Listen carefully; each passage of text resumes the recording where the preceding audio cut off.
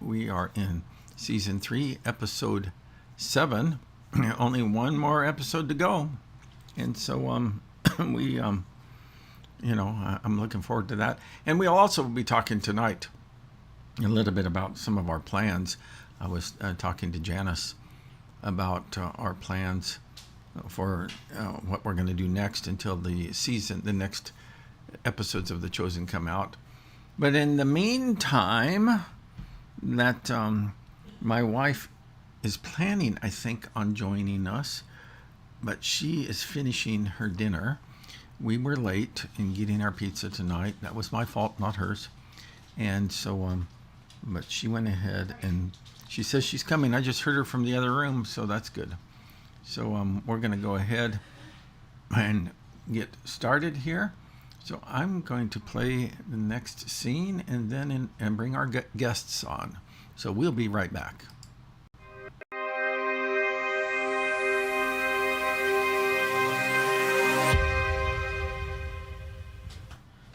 Hello. How are you guys doing tonight?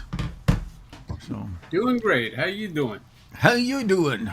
So, Val and I are twinsies tonight. We got our Discuss the Chosen shirts on. Nikki has her Discuss the Chosen shirt on. There you go. You know, Janice is... Mine's in the laundry.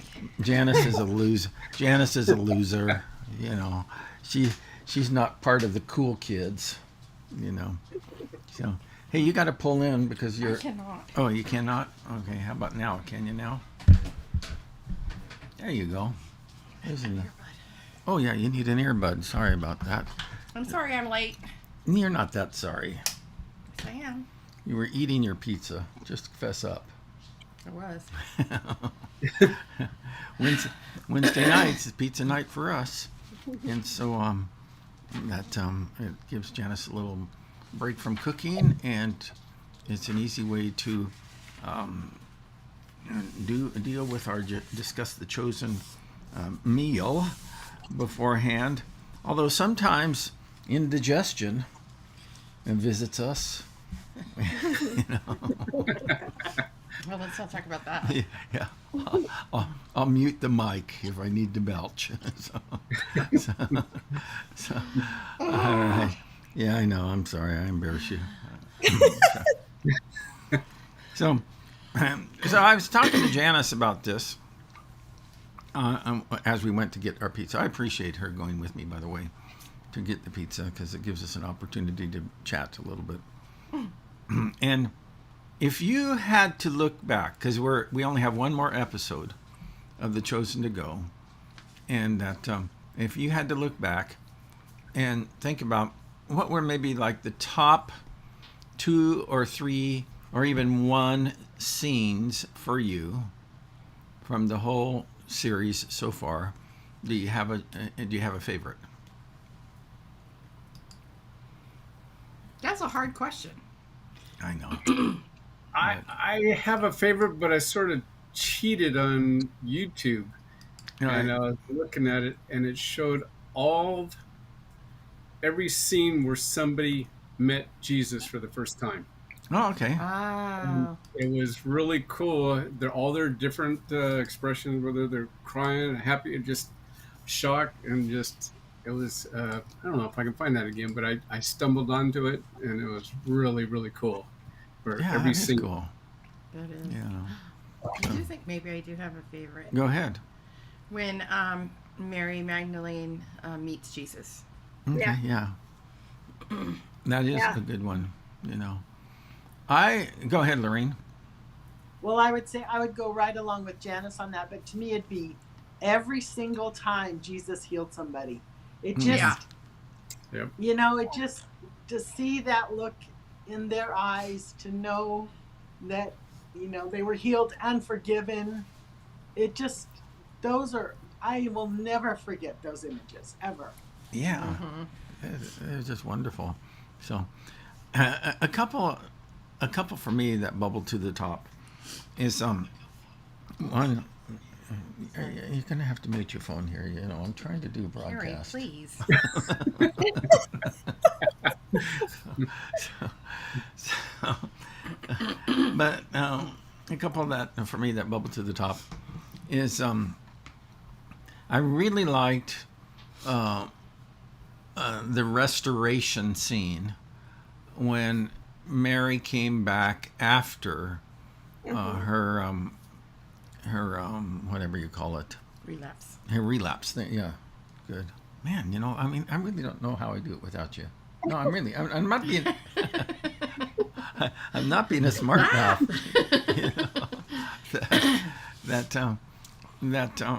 And sometimes I get there, but it just really takes me a long time. I know, you're so slow. And you come from a family of fast talkers and loud talkers. Yes, sir. It's the truth. I can hardly stand to be in the room when her mom and his sister. We're done with the conversation by the time you spit something out. And I really need earplugs. Is what I need. So. But anyway, so you like the one where he came to her after she relapsed. Yeah. I can't remember. There's other ones. Maybe we'll circle back to it. And how about this? Other than Jesus, who are your top 2 favorite characters in the series? Matthew. That's a hard one. Matthew. That's what I said. Yeah, gotta have Matthew in there. Yep. Yeah. It was a stroke of genius that they made him on the spectrum. It really was. So anyone else that is the top 2 for you guys? I like Mary too. Who? Mary Mary- and which- Matthew. And which Mary? Magdalene. Okay. Yeah. Lorraine, you were going to say something, or I did I kind see of your like. hand? I kind of like Tamar. I mean, she's kind of Yeah. spicy, and she says it like it is, and Mm-hmm. I like her. Yeah. Spicy. So we have a vote for Matthew and Peter. So that's Elaine Anderson there. Yeah, I would definitely say for me, Matthew and Mary Magdalene are my top. How about who of the various characters do you like the least?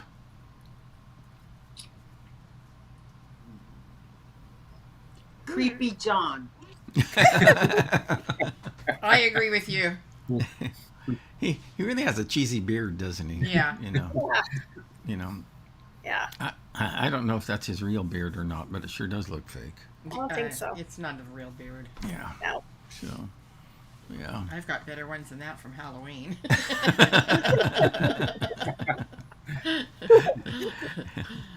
Yeah.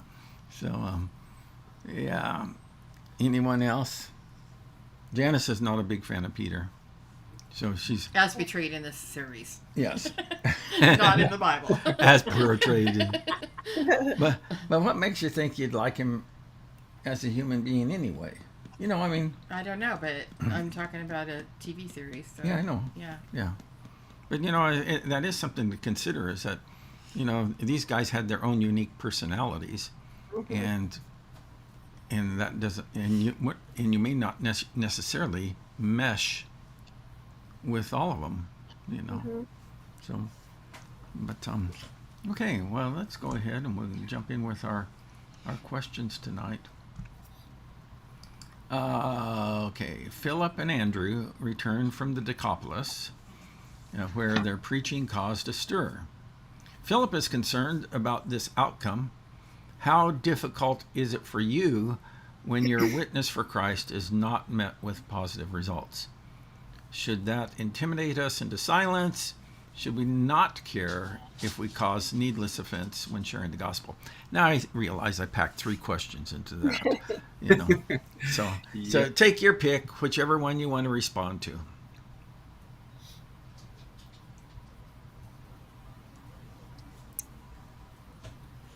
I can share something. Okay. My sister has a member in her church that had an accident. He fell and injured himself, hurt his back, and he's not having any feeling in his hands and feet, and he's from Oh, a my. different country. I don't want to identify anything, but Yeah. he's from a different country, and he doesn't want to live anymore because he Oh, thinks my. he's going to be a burden to his wife. So my sister shared the gospel with him yesterday, Mm-hmm. and Yeah. he came right out and said he didn't want to hear it, and that Mm. it was pretty, definite. And then another member of the church came in and spoke with him and shared the gospel. And again, he said, I don't want to hear this. So she was sad, you know, Yeah. she realized, that it was a cultural thing, that Mm-hmm. she, planted the seed. But I could tell it was difficult. So it is Yeah. hard when you're so hopeful that a little light will turn on, but it doesn't. Yeah. Yeah. That's hard for me. I'm seriously. Is that we have we have we have plenty of great and positive experiences with Jesus.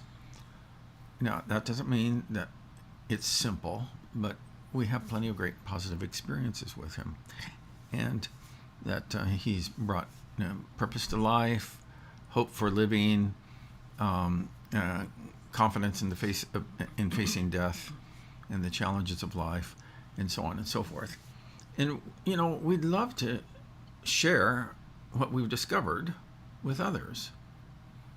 And so it's disappointing when people shut you down with that. That so yeah. Go ahead, Lorene. I was thinking, it really does matter how we present the gospel. And I mean, I can just, we don't want it to be like fake. And No. I know, like Alexander the Great, he'd come in and say, be baptized or be killed. Yeah. Well, coercion isn't the right way either.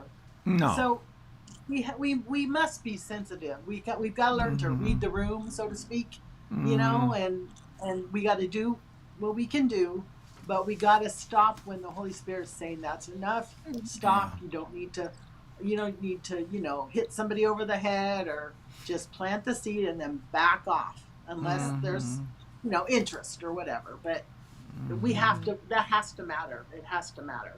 Yeah. Don't tug at green fruit.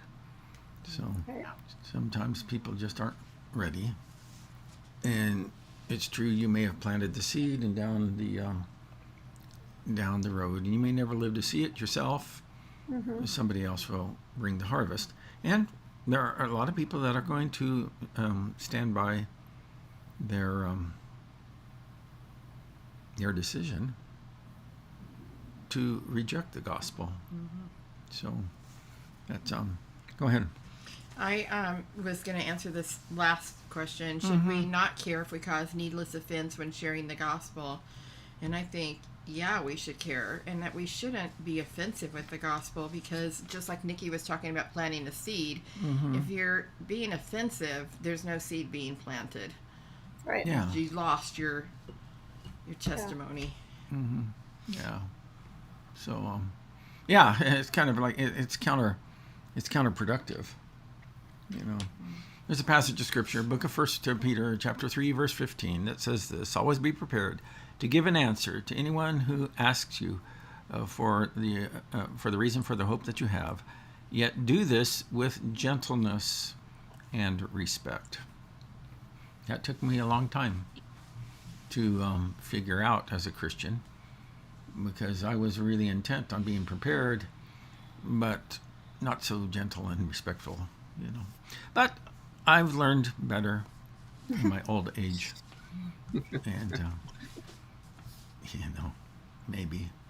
So, okay, let's see. Question. I'm trying to find my questions here. There it is. So, question number 2 is: Andrew and Philip recount Jesus' parable of the banquet, which they preached to the people in the Decapolis. Judas points out how Jesus' word might have impacted different ones in different ways. Why do you think that Jesus' words had such a powerful effect on those people, yet in our times he's often ignored or ridiculed? You know, because the whole city is kind of like on fire now, and they're all at each other's throats. But in our times, you know, you can talk about Jesus and people just, you know. Yeah. So what's the difference? The cultural difference, would you say? Go ahead. Yeah. Or just say, you can say whatever. Oh, I was just going to say that I think the difference is that he was somebody that they had just heard of, you know, and like he was the big name out there that everybody wanted to find out more about, and then a lot of them, even the religious people, didn't believe that he was the Christ, and so you know they were ridiculing him and stuff. But I think today, I don't know. I think it's just that people, maybe they just think that they can do everything on their own and they don't need somebody like Jesus. And you know, he is a swear word. Yeah. You know, I've never, even in foreign countries, that they will use Jesus and Jesus Christ as a swear word. They never say, you know, oh Buddha, you know, or oh Krishna, is that, and so to me, I think that's kind of almost like a negative witness to the reality of the authority of Christ. Yeah. So Is that when was it Philip who stubbed his toe and cut his toe? Did he say something? And he says Hades. It's like us saying hell. Yeah, Philip. So, but any other thoughts on this question is about, you know, why did it trigger such a visceral response in so many then, and nowadays there's just so many people, they don't really care about it, you know. The only thing I could think of was, you know, he came, you know, he was surrounded by Jewish people, you know, at first, and you know, they were steeped in the traditions, they were steeped in the scriptures, they knew the scripture, and here comes Jesus, and he's quoting these scriptures in every example. He's quoting, and I'm thinking, you know, and besides that, he did miracles, you know, so I'm thinking, you know, like nowadays, I guess if we were in a Christian community, maybe, but then see, that's not a problem, but I don't think the world knows that stuff anymore. You know, that it's been lost, all of that. Yeah, all to a of large that. extent. I don't know. I was trying to figure it out too, and I couldn't really answer, only that he was really different than all the prophets before. I don't know. I think that part of it is the secularization of society, and that's true not just in the West, but even more and more so, is that people are moving into a more secular mindset, where there's that God is really somewhat incidental, or it's just a personal thing that polite people never talk about. And That's true, because you don't want to offend anyone. But in those days, that I you know, not too many people were irreligious. I mean, even with Romans, is that it was, and this is one of the reasons why they persecuted Christians, is that it was required for Romans to worship Caesar, and then they could worship any other god that they wanted to. And so all throughout the empire, that religion was a very fundamental commitment that people had. You know, not so much now. You know, I believe that all people are religious. I believe that secular people are religious. They just put their faith in either the self or society. And I think that's one of the reasons why we see people so embroiled with political issues nowadays, is because they have a vision for what the world can be if their team wins. And you know, and so the hope is in the state rather than, so the Savior has become the state, you know. Government. So, yeah. So why was it such a radical thing for Gentiles to show an interest in Jesus and his teachings? How does Philip's citation of Isaiah put things in a little clearer perspective? Do you remember that moment? Okay. Well, any ideas? The Jewish religion was only for the Jews. You know, they were the chosen people, and it was only for them. Yeah. But Philip cites Isaiah. Yeah. Except that's not, I mean, when you read the Old Testament, there was always inclusion for people who weren't Jewish. I mean, Rahab, I mean, there was all kinds of, you know, people that were included that weren't Jewish. So I don't know why they were so surprised.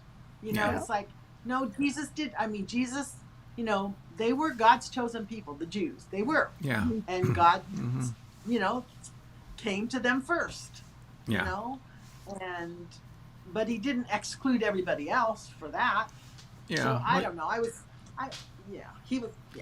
Well, you could see from the Jewish leaders that they didn't even accept Jesus. You know, like they turned him away, and for sure they would turn away Gentiles who, you know, were so, you know, unclean. Yeah. I'm looking up on my phone here right now because and there's a excuse me. There is, even with the call of Abraham, right from the beginning. Let me see if I can get there. In the book of Genesis, chapter 12, when Abraham is called, who is, you know, that he says,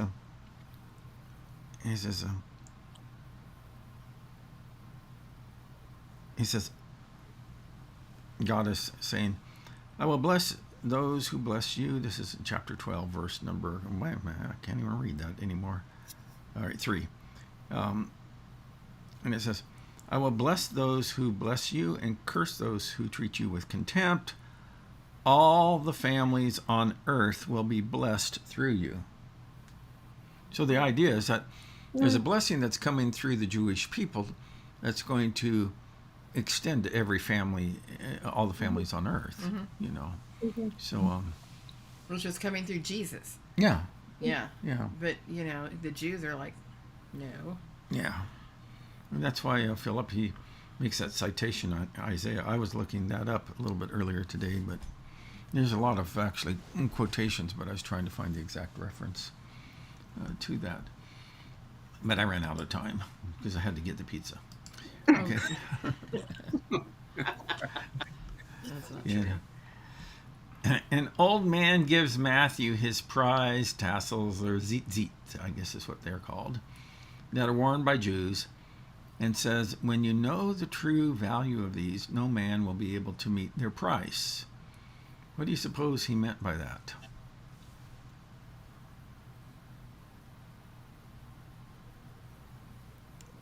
So what was the value of the tassels?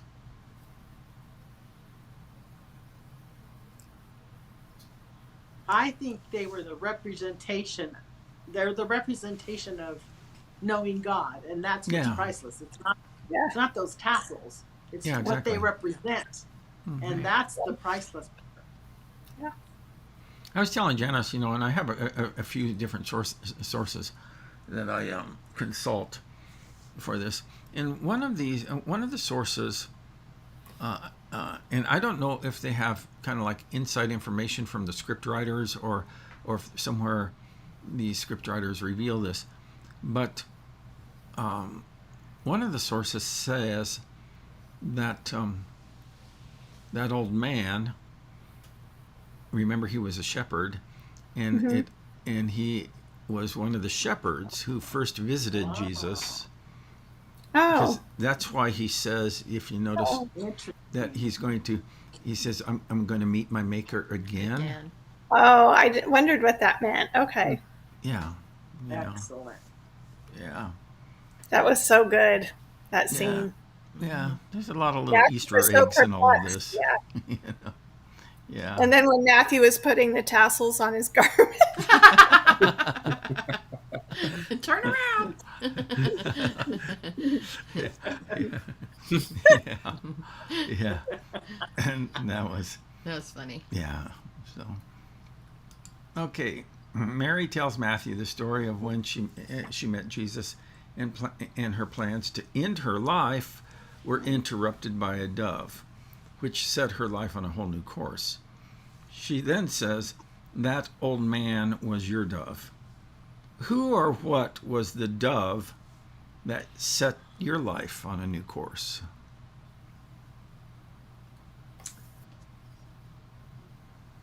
All right. I see Val. I see Val pointing down to Nikki. My You're dove. his- Hollywood Squares.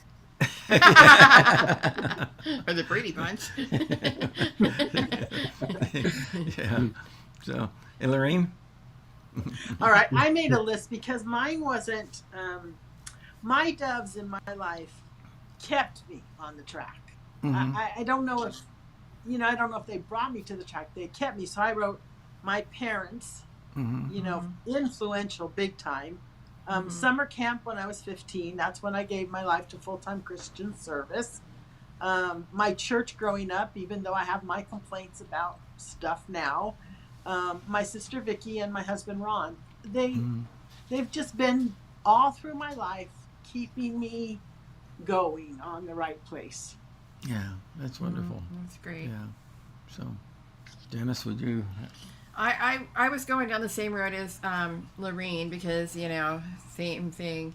And then I started thinking about it, how it says, like, it was when she kind of got to a turning point in her life and she decides that. And so I was trying to think of when on earth did I, ever have that in my life. And I decided that what God did is he sent me Carrie because I was at that age where who knows what would have happened to me if I hadn't married a Christian man, I mean, really back then it was mostly what you're going to do now that you're out of high school is you're going to get married and have a family. And, the guys I knew, even at church, they could not have been like the spiritual leaders of the home or, I think about, sometimes we talk about how much we changed from the time we got married till we were about 25, you grow up so much in that period, at least we did, in that period of time, and change so much and everything. But to think of what I would have been if I had married someone else, I don't know. Yeah. I don't know if I would. I never had. It was never on my radar that I was going to marry a minister. Yeah. So, okay.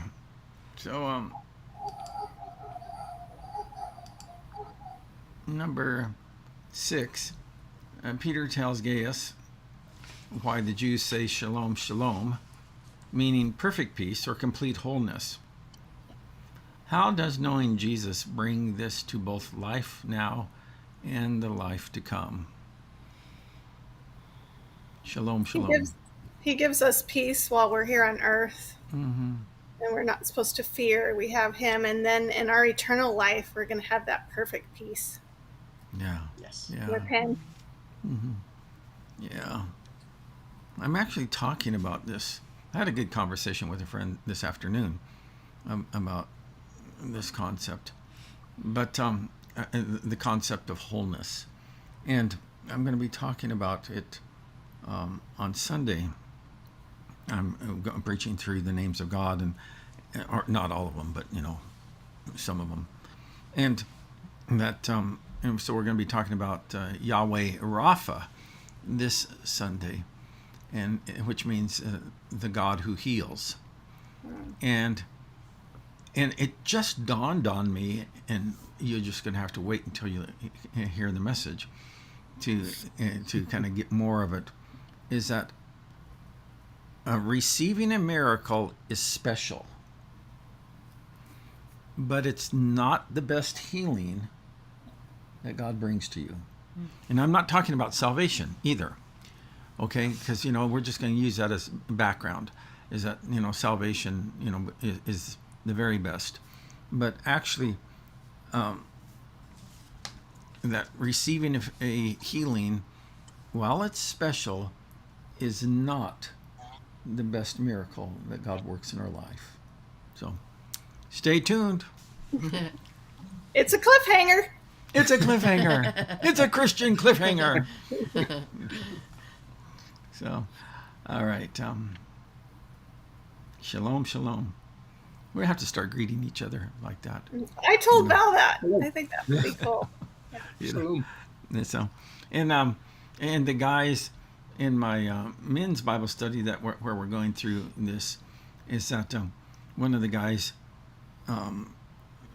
said he couldn't make the meeting. This was a few weeks ago. He couldn't make the meeting because he has to go visit his Ema. Aww. That's cute. So Simon is in pain, and Jesus has John stay behind to connect with him. Sometimes when people are lost in their pain, they need someone to help them to find the way forward. Have you ever been in that place yourself? Who helped you to find the way forward when you were lost? Go ahead. First, I just want to say that I love that Jesus left John behind. Mm-hmm.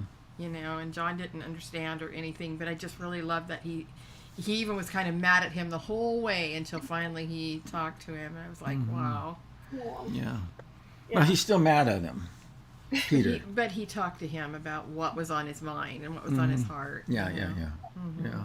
So, because I don't want to spoil it for next week, which is the season finale. But yeah, Peter is still miffed with Jesus. Yeah. I also think I'll answer the question because who is someone who's helped me through my pain and helped me move forward? I'll tell you, 2 people, Kathy and Lorene. Mm-hmm. So always there for me. That's good. So, yeah. Big baby. I also was there. I didn't ever think I was sort of lost, but I was for a while. And I have 2 friends too that they just kept asking me questions, and one of my friends, she called me, we had a meeting, she asked me a bunch of questions, I told her what I was going to do. She calls me the next day to see if I did it. I mean, what kind of a friend does that? Yeah, a good I don't one. even do that. I'm like, they'll get along, but she just kept being in my face, not in a bad way, in a gentle way, but she just kept wanting to meet with me and, asking me questions. She just never gave up. And I don't know what I would have done without that. Yeah. Kathleen Vicario says that her mom and her sister were the ones, and what? The one be above that. Okay. Elaine. So when I lost my mother-in-law, a longtime friend helped me walk forward. So yeah, there have been a few people in my life, when I've been in difficult places. One was just a guy who was very incidental, and he was a hippie. Back when I was a hippie, and he went by the name Morning Star. I think that's a girl's name. No, he was a guy. He's a white guy with a big white afro, But he at the right moment, our lives intersected, and then and it was really, he gave me an invitation to come and live on the commune with them. Oh, he's the one. And so, And so I spent one summer on a Christian commune, and and it was really there that my life kind of turned around. That doesn't mean that was the last of my struggles, but but that was really an important catalyst. And then also a Christian therapist by the name of Walter Lynn, and he and I'm just really grateful. When I was going through a season of complications, that he was there, and he would take time out of his schedule to kind of meet with me at breakfast at the Mission Inn and things like that. Yeah. And I even went to him for a few therapy sessions, and it was always fun because I not only appreciated his insights in therapy, but he was just like a master at it, and it was like attending a master class, watching somebody. We went there once after we lost our jobs. Mm-hmm.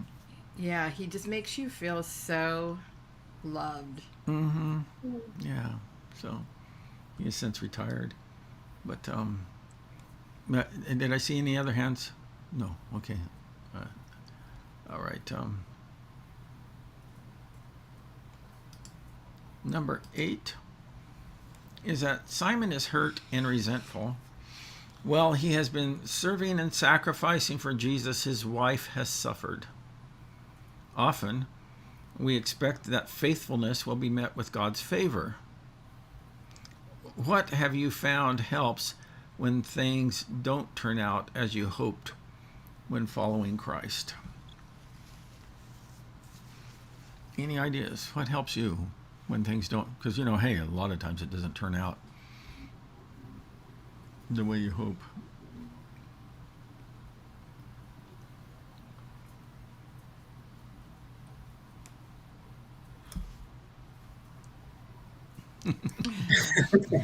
Well, we can say turning to other Christians or fellowship or but boy, seeing this episode with Simon, I so wanted to watch the next one. Mm-hmm. Yeah. Just the way it ended. Noreen, you were going to say something? Yeah, okay. If God is good all the time, Mm-hmm. then my suffering cannot be based on his favor.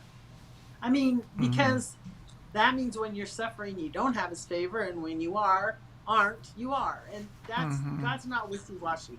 He loves us completely and wholly. In every season. So, so it can't, I have to convince myself of that, because I want to think that when I'm suffering, I'm being punished. It's old thoughts for me. Those are my old way of thinking, which I still go to those, of course, but I don't stay there very long anymore. But it can't be that his favor, that my suffering is based on his favor. That's just not true. It's not true. And I just have to make myself believe that I've been, as I've gotten older, I am so amazed at how God can figure things out. And I know that sounds funny and it sounds so simple to say, but he's a master. He is a master at taking my stuff that seems so bad, or stuff that happens that how could that be, and he knows how to fix it. He's the one that knows how to fix it. And I'm not saying he doesn't make us go through it. We need to go through it, I think. Peter needs to go through what he's going through. He's got this history coming up that he needs to learn all this stuff, and I just think it's important that Peter's going through this stuff right now, because he's going to lead the church. He's going to lead the church. He's got to have some stuff that he can say to people. And I want that for me. I want my suffering and my hard stuff to be good lessons of how God has redeemed me. That's where I want my last years to be. I want that to be my last year. Yeah. Jen, well said. Yeah, there you go. Yes. Dan Gallivan says prayer, Bible verses, and more prayer. And you'll get no argument from me on that. And Kathleen says, for me, it's just time in prayer. I think that, and here again, we talked a little bit about this episode afterwards and all. And I just really kind of like circle back to kind of what I would consider the artistic genius that these guys have deployed in developing this series. And because I don't know, if I would have made some of the same choices that they would have made. Oh, obviously I wouldn't, about Peter and his wife having a miscarriage and things of that nature. But it really does give us an opportunity. They really have brought into this series, they not only have humanized the disciples beyond what the scriptures, but also that it helps us to, they've brought in some major themes that we all struggle with. And one of those major themes that I think that most Christians struggle with is the idea that I'm doing all the right things and then my life turns out wrong. And, my marriage turns out wrong, or my kids turn out wrong, or my family's not protected, or I get a disease, or my loved one gets a disease, or, that I have miscarriages, or on and on and on, or our kids suffer, or whatever. And so going through those seasons, it's really a challenge. And God, and that brings us up to, I know we get to this question soon, but maybe it's the next one. I get confused what I've written here. But there we go. It is the next one.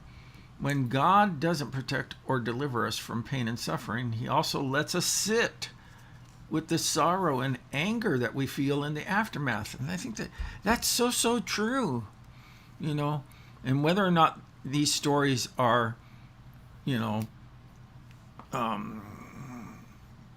reflect what really happened in the New Testament. They reflect true experiences of believers. And so, and God doesn't jump in and make everything better. So why do you think that he doesn't jump in and make everything better? I mean, he could, right? I think it's because he wants us to grow in our faith. Maybe he wants us to be an example to other people. Maybe he wants us to see and know that whatever happens at the, however it's resolved is because of his sovereignty and not anything that we did. Yeah. That, you guys, of course, have heard it before, the folks that are on the panel here. But it's one of those lessons. There's a lot of lessons in life that just at that time you need to hear it. But I had a good friend who was dying of cancer, and he did die from cancer. And I loved his spirit when he says, "I guess it's my turn to teach others how to die well."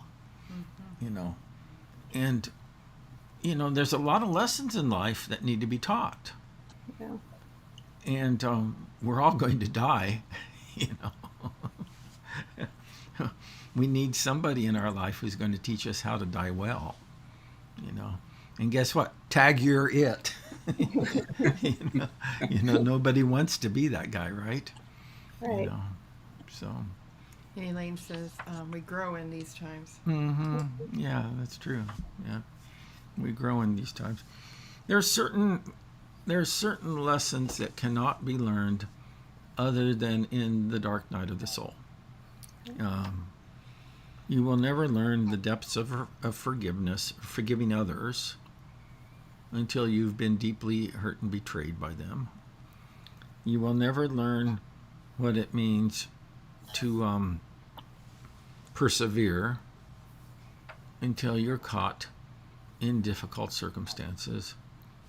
And you never will learn long suffering until you're around people who bug you.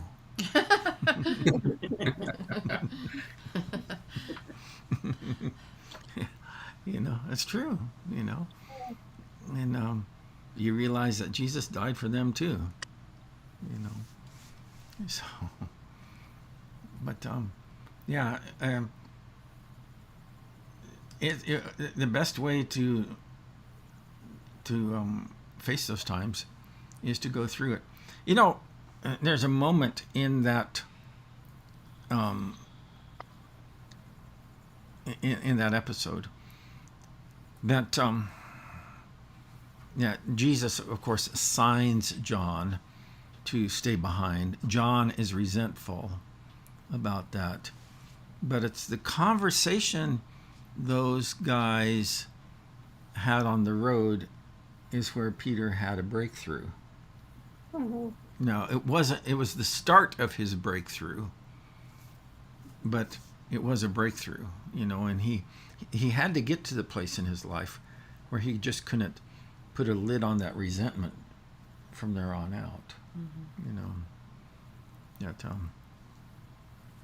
Yeah. Interesting stuff. So, I think we're on number 10, right? Yeah. Yeah. Peter says that Jesus could have prevented his wife's miscarriage, but he did not. How do you think that sentiment captures our core struggle with pain and loss?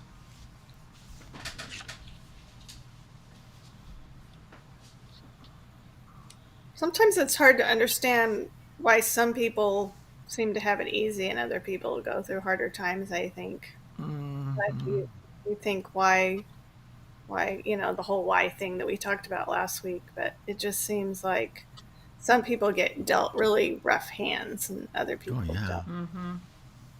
Yeah. I've been doing this job long enough to see some people in their life and circumstances and situations I wouldn't trade in a minute, and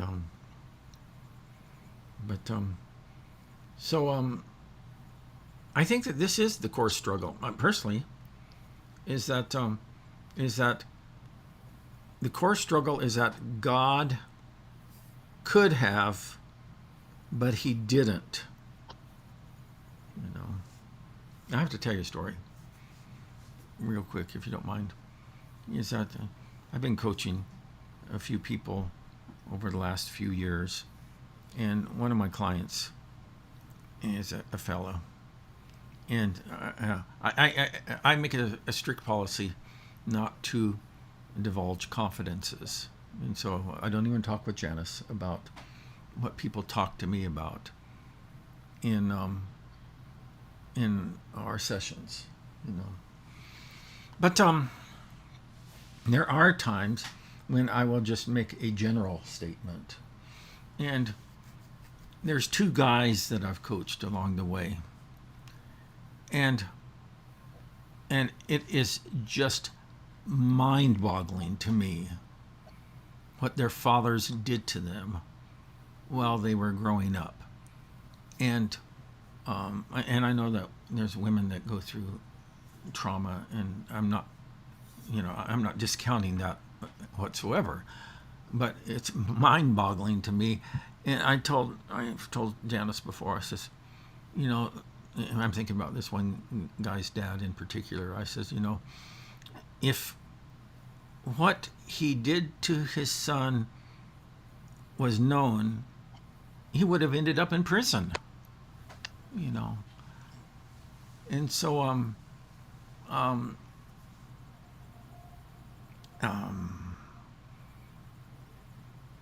but he didn't have to have a dad like that. God allowed him to grow up in that family, you know. And so we got, downstream, and it's quite a ways downstream in the process.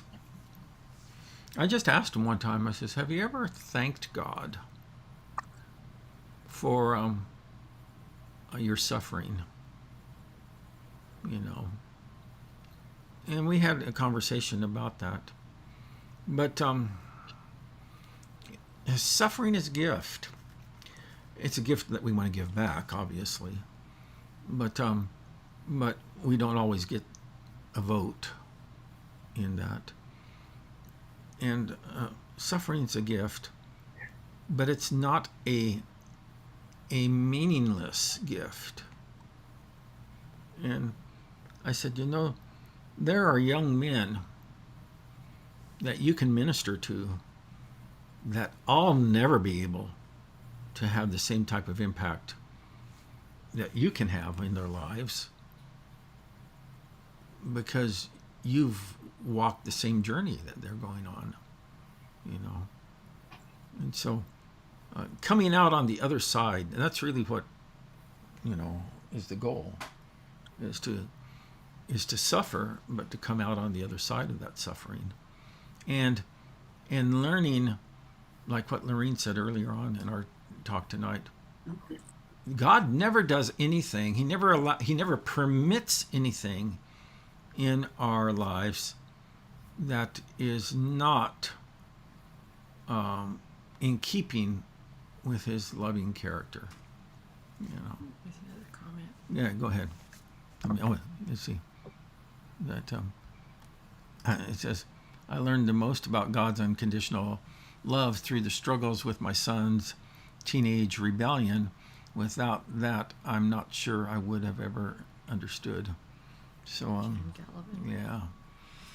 And so, we go through a lot of these things in our life that gives us a deeper perspective. Nobody volunteers for it, but we are drafted. But I really believe that that you can get to the place where you see that we never do celebrate the evil, but we can reframe it as a gift. So I'm launching a new Facebook group where I'm training people the exact same system that I use, and helping people to get to the other side of that. And so if you're interested in that, you can sign up for it. You'll find it on Facebook at the group name is beyondbetrayal.org. Now there's another Beyond Betrayal group on Facebook. I didn't even look at what they're about, but my group is beyondbetrayal.org. And I think we have like 10 people who are a part of it.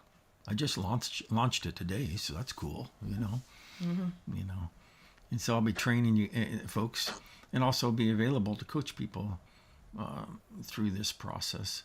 So finally, what do you think the creators of this show are getting at when they have Jesus saying that what is about to happen all depends on Peter? Why do you think that God allows fallible people to participate in such important work as saving humanity? I don't know. It's just, I don't know. To leave it in the hands of people, but you know what? How I resolve this is God's big enough to figure it out. Like, we're all fallible. We all, to me, the institutional church is becoming corrupt. But but I still love the church. I love the church. I think it's meant to be, and it's how we belong to each other. And, but, left in our hands, we just ruin it. But God he'll figure it out. He's got to figure it out. I don't need to worry about that. I just need to be the best integrity I can give. I need to. That's my goal for myself, and that's all I can do is try that, because other people disappoint. So Yeah, well, they always I will. just, yeah. Yeah, it's one of these mysteries. I have some ideas about it, but but it is one of these. It's a precious gift to participate, and those who know me well know that I've always struggled with the question of human suffering. But I'm grateful that God has given me a front row ticket or seat to witness that. I know that sounds crazy, but I've seen people in those circumstances, and I've seen a lot of people get broken by them. But I've seen people who have been able to come out on the other side, Yes. and and also to participate in at whatever level I can to help them in that process. Obviously God doesn't need me to do it, because long before I was born, he was still doing that work. And long after I'm gone, he will still be doing that work. But he let me at least do some of it, So, okay. Well, that was good. Yep. So, any comments you guys would like to make before we wrap up tonight? I was just saying that this show, before I thought of the Bible, the only interaction people had was when they spoke, and it was in the Bible, and the rest of the time they were silent and they didn't have it. And now it connects the dots, like they had lives, they had just like us. And hopes and dreams, yeah, it's just so good. It just has brought it alive. Yeah, like a chapter will end and they're in one city, and then in the next verse, and now here they are somewhere far away, and you're like, you don't even think about them traveling. Right. Yeah, it's good.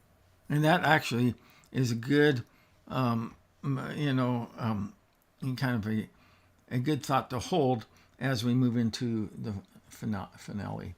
So watch that season 3, episode 8, and Talk about it next week.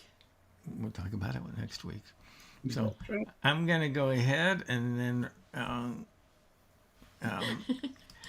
close this off here tonight. So let me just go ahead and get up here. Okay, guys, thank you for watching. I'm going to push Janice. Oh, there we go. And thank you for joining us tonight. It's always a privilege for you to give us the gift of your time. And we want to make sure that we can do our best to serve up something worthwhile while we have these moments together. And hopefully there's something for you to think about and to deepen your own personal spiritual experience.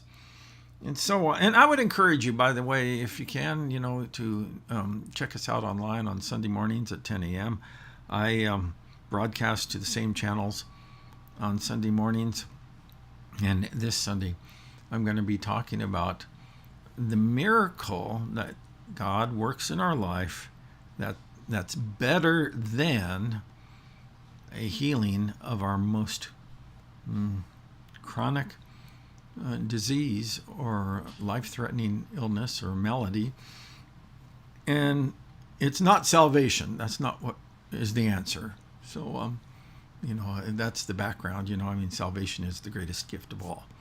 So hopefully you can check that out this Sunday, and then connect with us next week for our final Discuss the Chosen. That's it for now.